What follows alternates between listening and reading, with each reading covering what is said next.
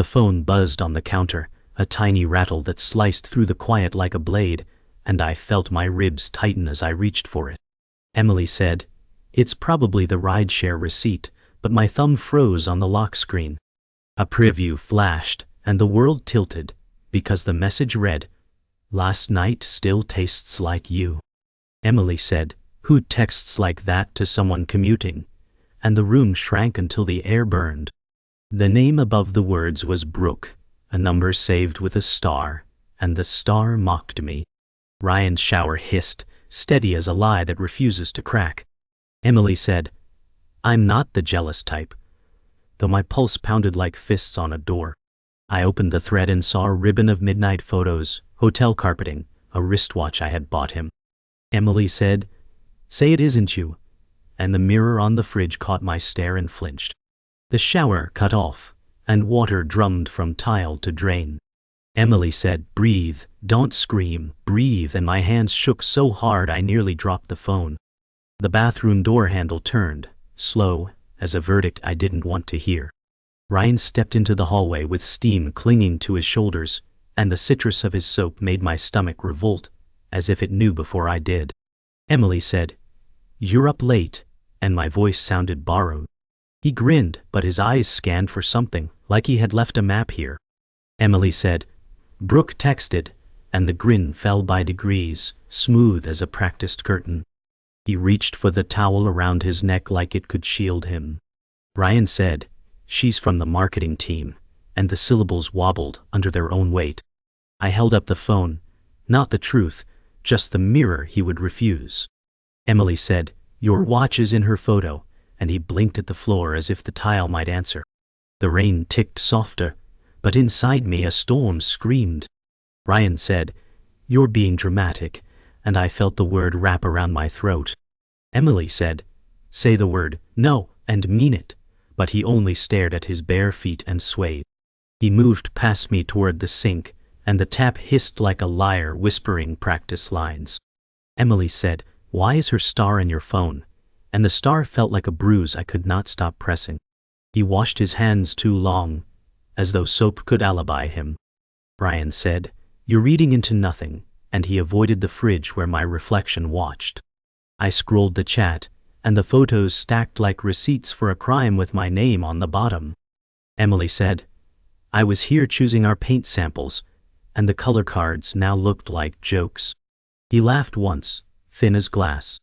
Ryan said, "We're adults who flirt," and the words clanged, cheap and bright. The rain tapered to a hush, and the apartment heard us breathing. Emily said, "Was last night a joke?" and the silence answered first. Ryan's jaw set, and his shoulders rounded like a barricade he could hide behind. I stepped closer, and the floor cooled my bare feet as if the house refused to take my side. Emily said, "Look at me," but he stared at the faucet like it might change the subject. The buzzing phone on the counter pulsed again, and my spine rose like a struck chord. Ryan said, "Don't," as my thumb moved, and the lock opened like a witness. Another message bled onto the screen, a kiss emoji wrapped in a hotel room number. Emily said, "Room 314, do you want me to read aloud?" And my voice turned precise and calm. He reached, but I stepped back, the space between us sharp as glass. Ryan said, "It wasn't like that because every lie needs a shape." I felt my hands go cold, then hot, then steadier than my heart. Emily said, "I need the whole of it," and the kitchen light hummed, waiting for a confession that would not arrive. The knock at the door came like a verdict, 3 soft taps that made us both flinch. Marcus's voice drifted in from the hall asking if everything was okay, and I felt the room tilt toward witness. Emily said, "Come in," and the chain slid, metal on metal, steady as resolve. Marcus stepped inside and took in the scene, the steam, the phone glow, the way my knuckles had turned white. Marcus said, "Do you want me here?" And I heard the kindness I used to feel from home. Ryan shifted, angry at the audience he had not invited. Emily said, "Stay," and the word stood taller than I felt. Marcus glanced at the screen and closed his mouth around whatever curse wanted out. Ryan said, "This is private," but privacy had burned away with the steam. Emily said, "Truth is never private," and the clock ticked louder. The night, for once, stopped pretending to be gentle. The morning sunlight draped across the kitchen table, soft and golden, but my chest felt hollow, like the night had stolen something permanent. Emily said, "He used to sit here with me every Sunday, and I traced the coffee stain on the wood like it could answer." Ryan had been laughter once, arms curled around me with warmth that seemed endless. Emily said, "We talked about painting this place together, and the memory burned sharp. The echoes of promises bounced against walls that felt heavier than before." Ryan said once, "Forever isn't long enough," and those words mocked me now, brittle echoes in my head. The innocence of our beginning, the way he reached for my hand in crowded rooms, became a knife today. Emily said, "Did I miss the signs?" And the silence swallowed me. The clock ticked past minutes that no longer mattered. Love, once anchor, had shifted into a stone pulling me under. I opened the photo album, dust trailing like a ghost, and the first picture was us in the park, his smile wide, mine brighter because I believe. Emily said, "Look at that, we thought nothing could crack us," and the image blurred with the sting in my eyes. The pages flipped with the weight of years, birthdays, trips, tiny moments we had sworn meant everything. Ryan had said once, "Memories are proof of our love," but now they felt like evidence in a trial. Emily said, "I built my life around a shadow," and my throat knotted. The photos mocked me, frame by frame, showing what I thought was truth. Even the walls seemed to lean closer, listening. Emily said, "I would have fought for us, but fighting is useless against someone who already left." The silence of the room pressed hard, and every photograph turned into a scar. Marcus sat across from me, his hands folded, eyes careful, like he was afraid his words might bruise me more. Emily said, "Tell me if I'm wrong," and my voice cracked around the plea. He leaned forward, his breath slow, like steadying courage.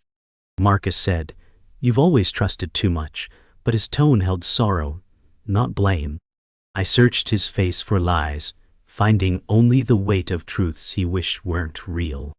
Emily said, "He was my center," and Marcus's eyes closed for a moment, heavy with empathy. He reached across the table, fingers brushing mine, anchoring me. Marcus said, "You deserve better than his deception," and the words hit both soft and sharp. The kitchen light hummed overhead, and I wondered how the world kept moving while mine cracked apart. Emily said, "I don't know who I am without him," and the admission shamed me. Marcus just held on. In the park, children's laughter rang, and I felt the world cruel for daring to sound so whole. Emily said, "We used to walk here, remember?" But Ryan wasn't beside me this time, only his absence pacing my steps. The innocent witness, Lily, waved from the swings, her small hands clutching chains with joy. Emily said, "She doesn't know," and the ache deepened, because she shouldn't. Lily's eyes were bright, unscarred by betrayal, and her giggle cut through the heaviness for a second. She ran to me, shoes thudding on grass, hair catching the sun. Lily said, "Why do you look sad?" and my throat sealed. I forced a smile, fragile as glass. Emily said, "I'm okay, just tired," and guilt stung, because lying to a child felt heavier than facing Ryan. The world spun around her innocence, but mine had been stolen overnight. Night returned heavy, and the quiet corner of my room became a confessional. Emily said, "I can't cry anymore," but the tears betrayed me anyway, hot streaks carving lines down my cheeks. The bed felt too big, too empty, mocking the space Ryan used to fill. I buried my face in the pillow, still holding faint traces of his cologne, and it suffocated me more than comforted. Emily said, "You chose this," but the mirror across the room showed someone broken. I curled tight, arms wrapping around myself as if I could stitch the pieces together. The lamp glowed weak, like even light was reluctant. Emily said, "I need to survive this." But the night didn't care. The city hummed outside, life relentless, while mine paused in grief. Somewhere between sobs, exhaustion pressed me into the sheets, and I surrendered, hollow to the weight of loss. The nights grew longer, and Ryan's excuses multiplied like cracks in a wall. Emily said late again, and his eyes flicked to the floor, avoiding the truth. His phone buzzed, face down on the counter, screen lighting like a secret. He muttered, "Work doesn't wait." But the words dripped, rehearsed. I remembered when he came home with stories, laughter spilling into every corner. Now silence sat with us, heavier than any guest. Emily said, "You don't smile at me anymore," and the air seemed to retreat. He kissed my forehead lightly, empty as paper. The smell of perfume not mine lingered, faint but sharp, clinging like evidence. Emily said, "That isn't mine," and his face hardened with denial. He left with a jacket barely zipped, footsteps quick, shoulders tense. I stood staring at the door long after it closed, listening to the rain beat against glass, wondering how long a heart could keep breaking before it simply quit. The call came just after midnight, muffled laughter spilling from his phone before he silenced it. Emily said, "Answer it," but his hand covered the screen like a shield. He hissed, "It's nothing," yet his pulse betrayed him, throbbing at his temple. I leaned closer, hearing faint whispers, a woman's voice, smooth and mocking. Emily said, "Say her name." But he shook his head, lips pressed tight, eyes darting. The phone slipped from his grip, clattering against the hardwood, screen flashing Brooke's name. Silence tore the air apart. Ryan said, "It's just work banter," but even his voice shook under the weight. My chest swelled with fury, but no scream left my throat. Instead, I stood, the quiet louder than thunder, my back to him. Emily said, "Your lies echo too loud," and the room trembled, not from sound but from the fracture running between us. The first time I glimpsed her was outside the office tower, Brooke leaning against the wall with casual grace. Emily said, "So that's her," though no one heard but me. She was younger, maybe by a handful of years, her laughter sharp, teeth white in the streetlight. Ryan stepped out moments later, his gaze finding her too quickly, too naturally, like a habit. Emily said, "He looks lighter near her," and my chest caved. They didn't touch, but distance meant nothing when eyes spoke. Brooke said, "You're late," her tone playful, lips curled in a grin. Ryan muttered, "Traffic," and she leaned closer, their shoulders nearly brushing. I watched from across the street, the cold air slicing my skin while heat burned in my stomach. Emily said, "This is the proof," and my fingers tightened around the railing until they ached.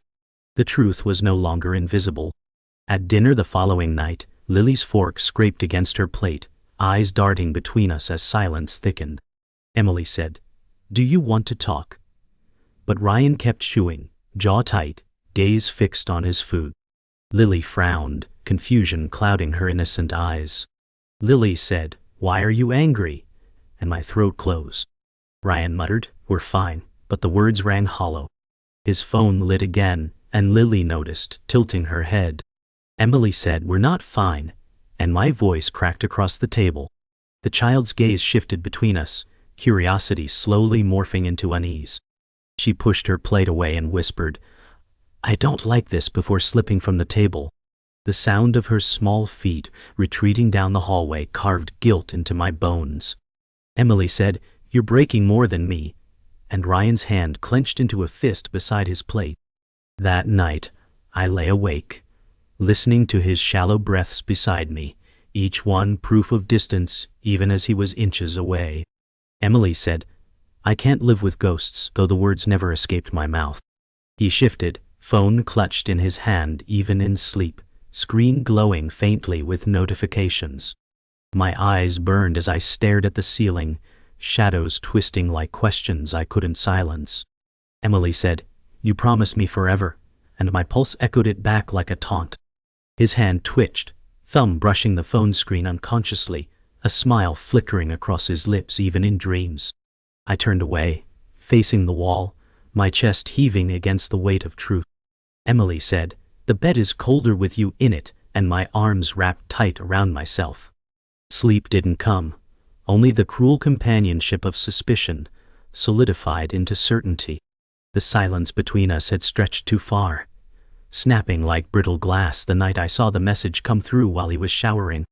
Emily said, "Your phone doesn't lie, even if you do," as the text appeared in plain sight. The words were from Brooke, careless, intimate, too casual for colleagues. Ryan emerged, towel around his neck, and froze at the sight of me holding his phone. Emily said, "Stop pretending," and the color drained from his face. He stammered excuses, but the letters glowed in my hand like fire. Ryan said, "You're twisting things," but his voice broke, betraying him. My heart pounded so loud it drowned the rain outside.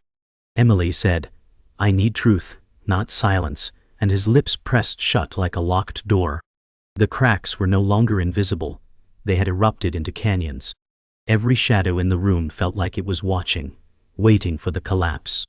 Marcus's voice trembled when I confronted him later, needing his honesty. Emily said, "You knew, didn't you?" And he looked away, guilt heavy in his silence. His hands clenched, jaw working as if holding back words. Finally, Marcus said, "I didn't want to hurt you, but the hurt was already carved deep." The betrayal wasn't just Ryan's, it had spread through the people I trusted. Emily said, "You should have told me," and Marcus's eyes filled with regret. His loyalty had been torn, and I saw the war on his face. He said softly, "I hoped it wasn't real, but hoping never erased truth." My chest tightened, breaths sharp and shallow. Emily said, "You watched me drown," and Marcus lowered his head, unable to deny it. The walls of my life leaned closer, suffocating, and I realized the lies had never been mine to carry, yet they had crushed me all the same. I saw her again, not across the street this time but face to face in the lobby where I worked. Brooke's smile was polished, lips curling as if she already owned the ground I stood on. Emily said, "So you're Brooke," my voice flat, sharp. She tilted her head, feigning innocence, but her eyes betrayed satisfaction. Brooke said, "He never meant to hurt you," as though mercy could erase destruction. My blood pulsed hot, skin prickling with rage. Emily said, "You knew he was mine," and she smirked, shrugging.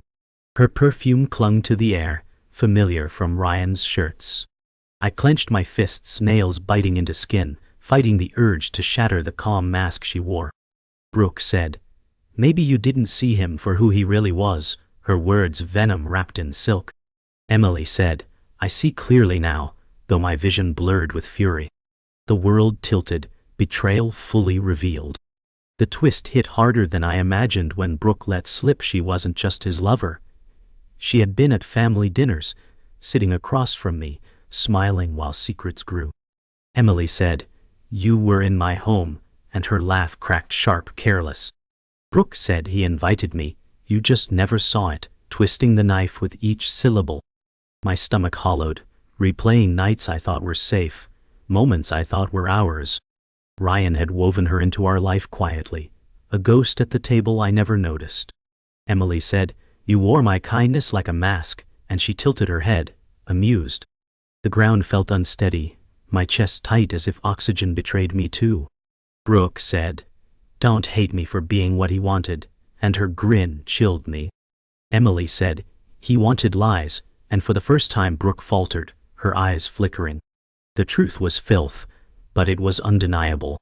The decision crystallized in that moment, sharp and unavoidable. Emily said, "I will confront you both at once," and the vow settled like steel in my bones. There would be no more whispers, no more shadows, only truth laid bare. Ryan had spun lies for too long, and Brooke had thrived in secrecy, but the stage was set for them to face what they had built together. My fear melted, not because I felt strong, but because pain had left no room for it. Emily said, "You will look at me, and you will hear me," and I meant every word. The rain outside slowed, as though pausing for the collision waiting to erupt. My reflection in the dark window showed eyes unrecognizable, colder, harder. Emily said, "Tomorrow ends the lies," and the silence that followed was no longer heavy, it was sharp, waiting for the strike. Morning broke gray and flat, and resolve settled like iron in my ribs as the plan took shape. Emily said, 7 o'clock. "Here, no more hiding," while my thumbs typed a group text to them both. Marcus read the draft and nodded, steady as a metronome I could borrow. Marcus said, short and clear, no escape hatches, and I hit send before fear found my hands. The message glowed, stark and final, a door I refused to close. Emily said, bring your truth or bring your silence, and the words looked like steel on glass. Ryan replied with a single brittle, yes, and I felt the floor steady under me. Brooke typed a longer tremor, a swirl of excuses that shrank the more I stared. Emily said, 7 means 7, and the clock on the stove clicked louder. I set chairs, poured water, and cleared the table of everything except light. The storm would have room to land tonight.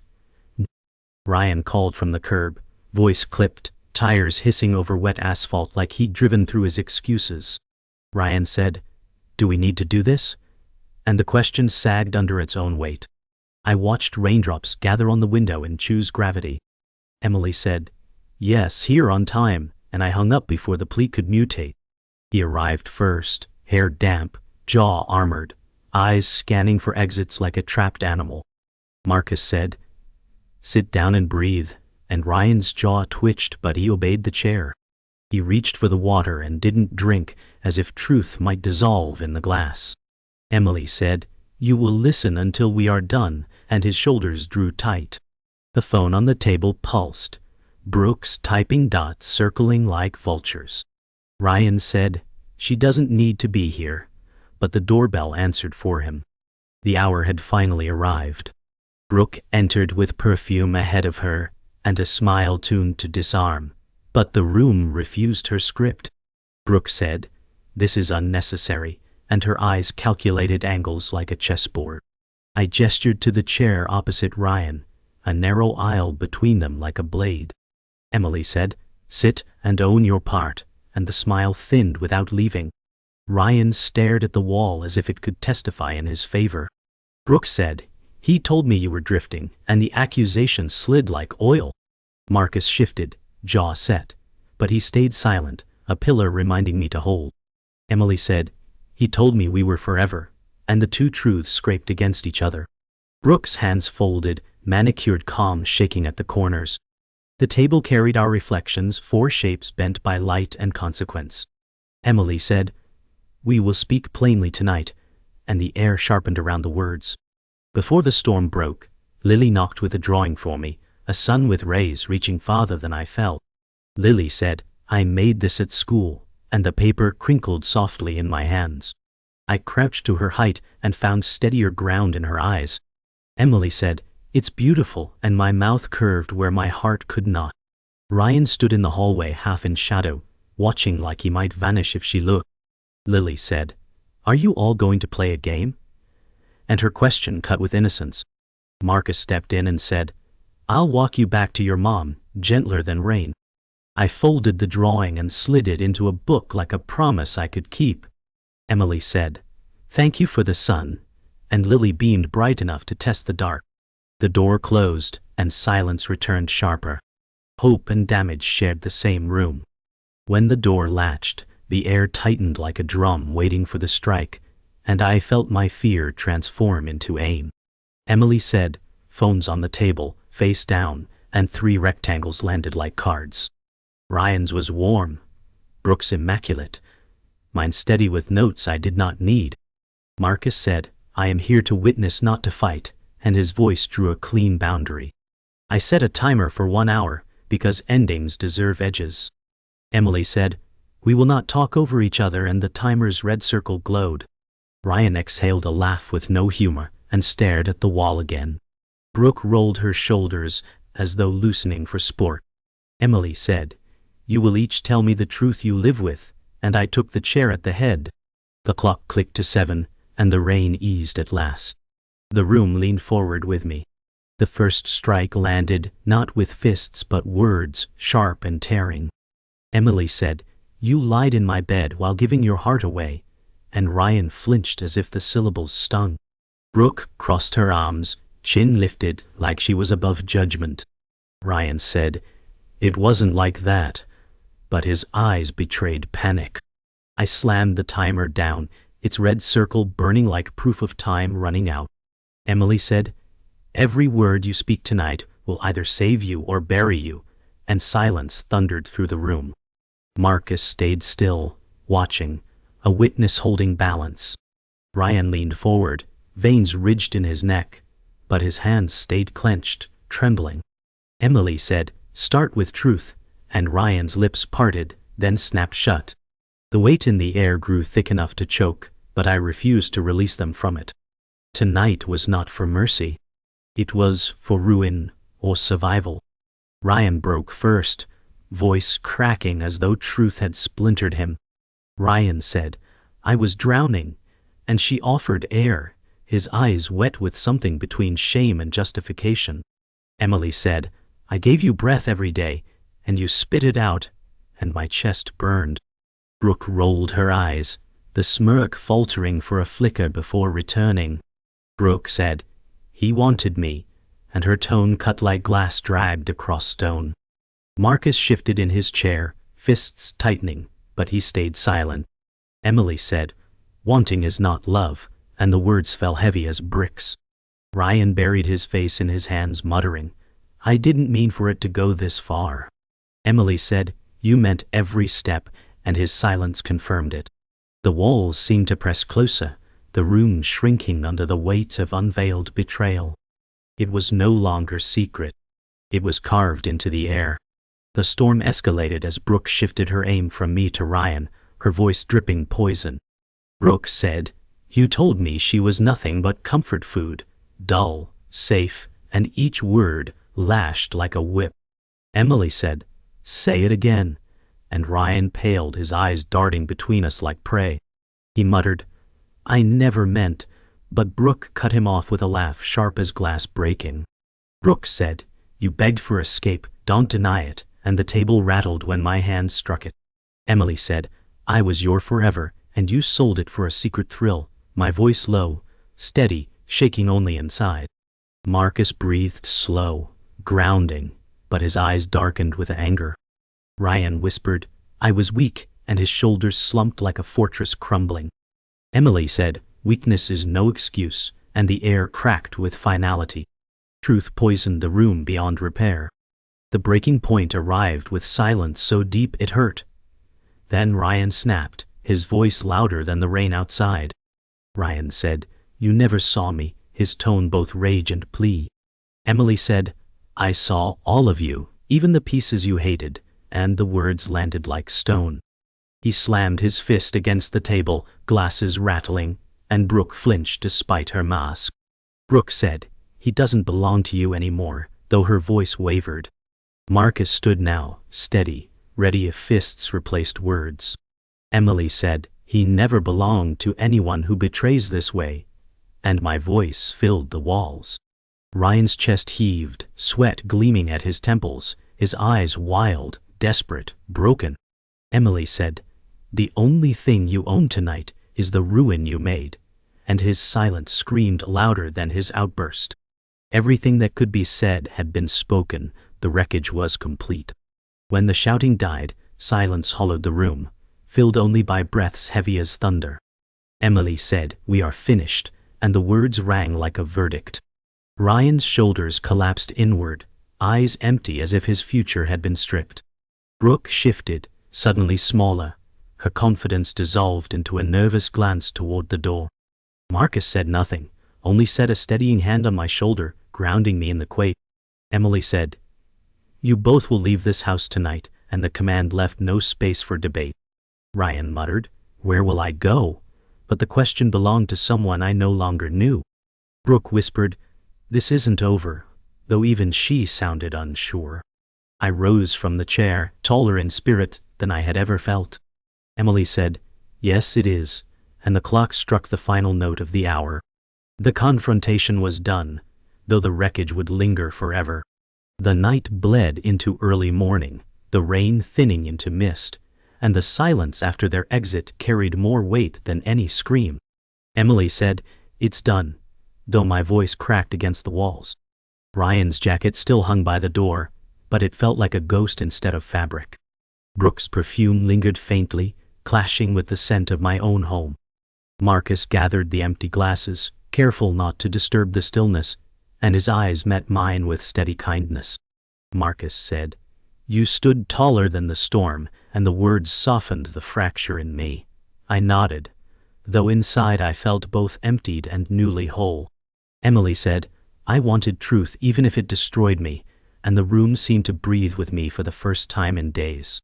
The night had ended, but its scars stretched forward into morning, etched in every corner of the house. Ryan's footsteps on the stairwell echoed faintly before vanishing, a sound that felt like the final nail sealing our chapter. Emily said, "He has nothing left to take from me," and the words soothed even as they ached. I watched the doorframe, expecting it to open again, but it stayed still, its silence resolute. Marcus sat down opposite me, his hands open, waiting, giving me space to crumble or rise. Marcus said, "You don't have to decide everything tonight," and the reassurance steadied the jagged edges. I thought of Lily's drawing, folded safely in a book, and it glowed brighter than any memory Ryan left me. Emily said, "I want to live for something that doesn't betray me," and the confession tasted like freedom. Outside, dawn spread slowly across wet pavement, and I felt the ache ease, leaving behind something fragile but alive. Brooke's shadow had vanished into the night, her perfume finally fading, and I felt the space she occupied collapse into hollowness. Emily said, "She fed off what was mine," but my voice no longer trembled. It carried resolve. Marcus leaned forward, eyes steady, grounding me against the recoil of memory. Marcus said, "Her story will eat itself without you," and I realized he was right. The image of her smirk replayed, but its power dimmed in the growing light.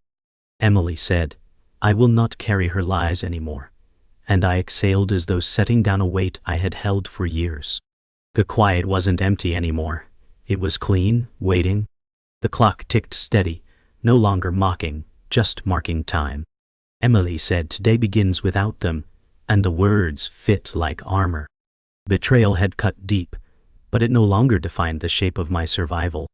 Later, I opened Lily's drawing again, the sun she had sketched radiating warmth into my weary palms. Emily said, "She drew hope without knowing I needed it," and my eyes burned softer, not from grief but from release. The bright crayon lines mocked the storm that had consumed the night, reminding me innocence still existed untouched. Marcus said, "Hold on to that," and his smile was quiet, kind. I placed the drawing on the fridge, magnet pinning it into permanence, a promise to myself that light could live here again. Emily said, "This house will not belong to lies anymore," and the declaration echoed firm. I inhaled deeply, air free of perfume, free of deceit, filling lungs that finally felt mine. The storm had left wreckage, but in its place grew small rays of something new. Emily said, "I am not broken, only changed," and the truth settled gentle as dawn. When the last shadow receded, I stood at the window, city waking below, cars moving through damp streets. Emily said, "You didn't think I'd ever find out, did you?" whispering into the air, a final line meant for both of them, though they were gone. The silence after was not heavy, it was powerful, a crown I had forged from ruin. My reflection in the glass showed eyes that had cried, but also eyes that burned steady with survival. Marcus's footsteps faded as he gave me space, leaving me to stand in my own strength. Emily said, "I will rise from this, scars and all," and I knew I had already begun. The dawn broke wider, gold flooding across the skyline, and the storm's memory shrank into the distance. Betrayal had ended here, but my story did not. The final word was mine, and it would echo long after theirs.